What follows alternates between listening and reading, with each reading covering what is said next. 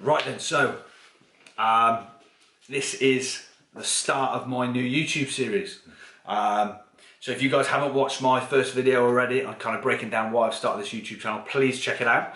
But this is episode 1 of my new series, Optimize. And again, Optimize, it just stands for what I'm trying to do right now. I'm trying to optimize my own training and nutrition to bring my best physique, bring my best performance, to develop the best physique for 2 men's physique shows coming up. So again, I'm in peak week right now. I've got a men's physique first timer show in Birmingham this Sunday. So it's Wednesday today, I've got one Sunday. And then I've got another one in Stafford, another PCA show next Sunday. So that's kind of where I am right now in terms of my time schedule. Obviously this video could have been done at the beginning of prep, but there we go, we're putting it in now. So again, this video is just a quick one just to talk about how I've set up my prep. So first thing that needs to be mentioned is I coach myself. So I know a lot of people in the bodybuilding industry, they get other coaches in, you know, everyone's got a coach, everyone's coach's coach got a coach, it's just like a chain of coaches, I don't understand it. I personally have decided to coach myself.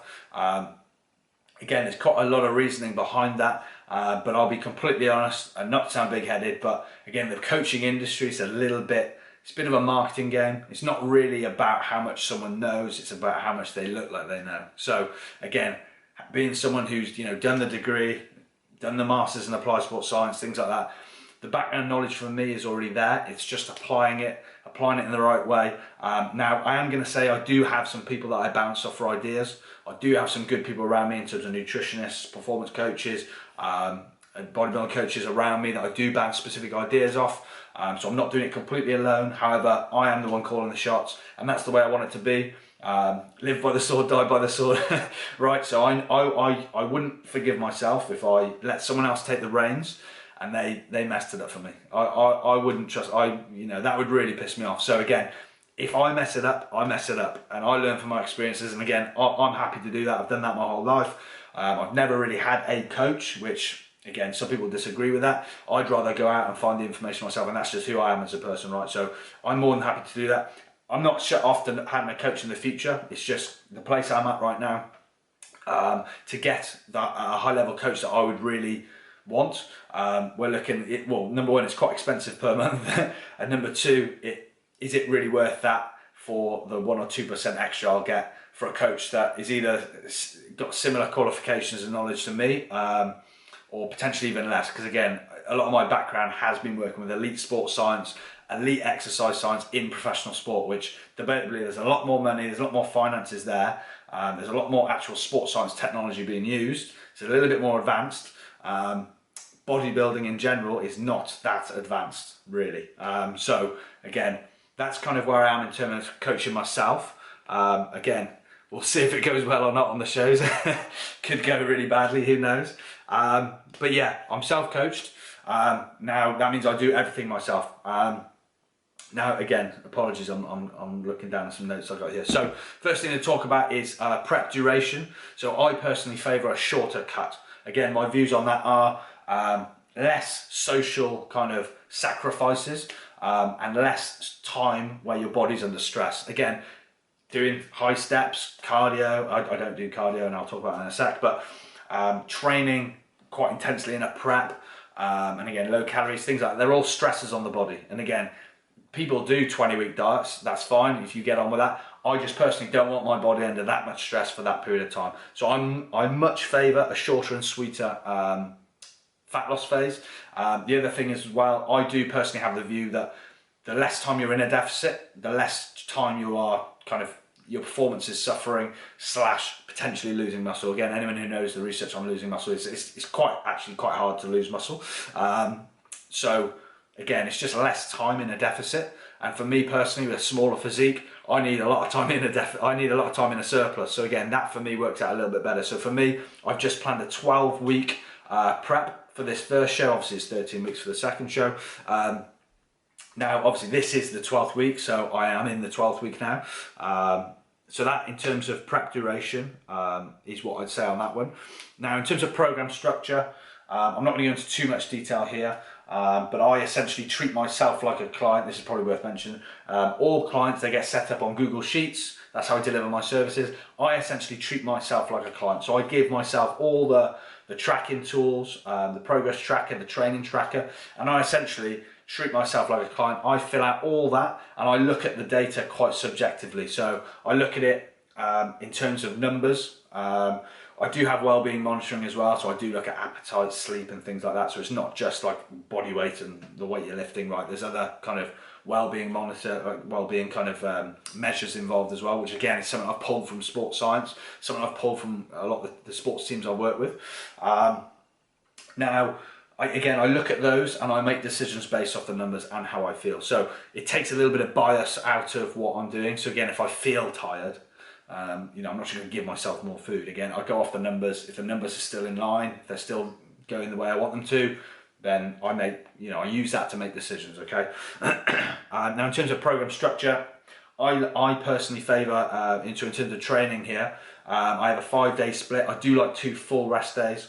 I do a pull Monday, Tuesday is push, legs Wednesday. I actually have an arm and shoulder day Thursday because I need it. And again, I've had that in there for the last 2 years because my arms are just small and they have really picked up. So that's good. Friday, I have a rest day. Saturday, I actually do a higher rep session for legs, chest and back. And then Sunday I have completely off and I actually drop my steps on those Sundays as well. And I try and drop stimulants as well. That's a complete rest day. I do as little as possible and I let my body fully recover, okay? Now, again, that program is planned pretty well in line with kind of the science and in line with the current recommendations. Training volume I do keep reasonably low and I'd rather train with a little bit more intensity with scope to increase volume if I need it. I haven't really needed to be honest. And now I'm at the end of this prep, I'm actually keeping volume on the lower side, just to, generally I'm not gonna be building muscle right at the end of prep. So again, it's a bit of fatigue management here. Now, again, that program, we're hitting all the basics. So hitting muscle groups twice per week, again, that's key, quite clear in the research in terms of training frequency, that's what we're looking for. And in terms of volume, we're making sure we're getting a certain amount of volume per muscle group, okay? So that, in terms of program structure, that is what I've gone with. And again, it's worked up until now. So, now nutrition structure, I don't really like meal plans per se. I feel they're quite rigid, they're not really very flexible, and they're not the most enjoyable either. So I have tracked macros since day one. Now the only rules the only rules I apply is I don't track veg, or especially lower calorie veg. Obviously things like avocado, parsnips, sweet, the higher calorie veg, sweet corn, I do consider those. But the lower calorie veg I haven't tracked since day one. Sauces as well, I haven't tracked. However, I do make a mental note. I did start the prep with things like sweet chili. And obviously like halfway through prep, I start to like taper down the sauces. So that obviously does pull some calories out. And obviously right now in peak week, I've actually pulled all low calorie sauces as well. I literally just have like a little drizzle of 50% ketchup so every now and again, and so I've actually moved to more salsa just because I want to pull the sweetness and stuff out, just on the slim chance that they might hold water, right? So little things like that I've done. Those are the only kind of rules. And I also don't track my intra workout. So I was about to grab this. This isn't my intra workout. This is just a bottle. I didn't know I was going to grab that, but intra workout's been 100 calories since day one.